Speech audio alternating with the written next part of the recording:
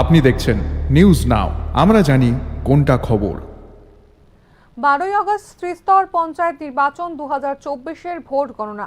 স্ট্রংরুমের কঠোর নিরাপত্তা ব্যবস্থা নিয়ে বিস্তারিত জানিয়েছেন বামুটিয়া ব্লকের রিটার্নিং অফিসার তথা BDO Amitabh Bhattacharya.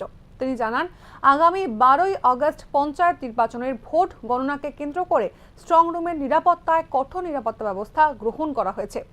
CCTV coverage রয়েছে ব্লকের চারদিকে, রয়েছে আরক্ষা দপ্তরের কঠোর নজরদারি।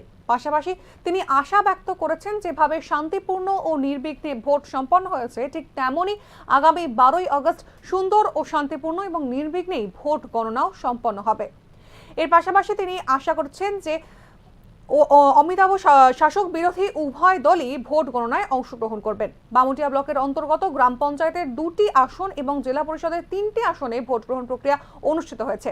আগামী 12ই আগস্ট ভোট গণনা করা হবে। এখন দেখার যে বামুটিয়ায় বিরোধী সিপিআইএম কংগ্রেস পঞ্চায়েত নির্বাচনের ময়দান থেকে দূরত্ব বজায় রেখে আদৌ জয়লাভ করতে পারে কিনা। দেখব এই নিয়ে কি বলেছেন বামুটিয়া ব্লকের রিটার্নিং অফিসার।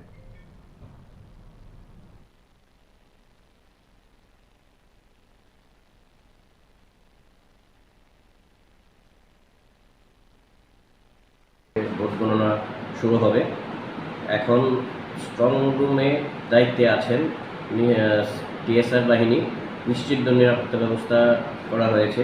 এখানে ফায়ার সার্ভিসের অফিসিয়ালরাও আছেন 24 ঘন্টা, ত্রিপুরা পুলিশের সেন্ট্রি আছেন এবং টিএসআর সশস্ত্র টিএসআর আছেন। অ্যারাউন্ড 35 থেকে 40 জন টিএসআর শিফট ওয়াইজ ওরা ডিউটি করছেন।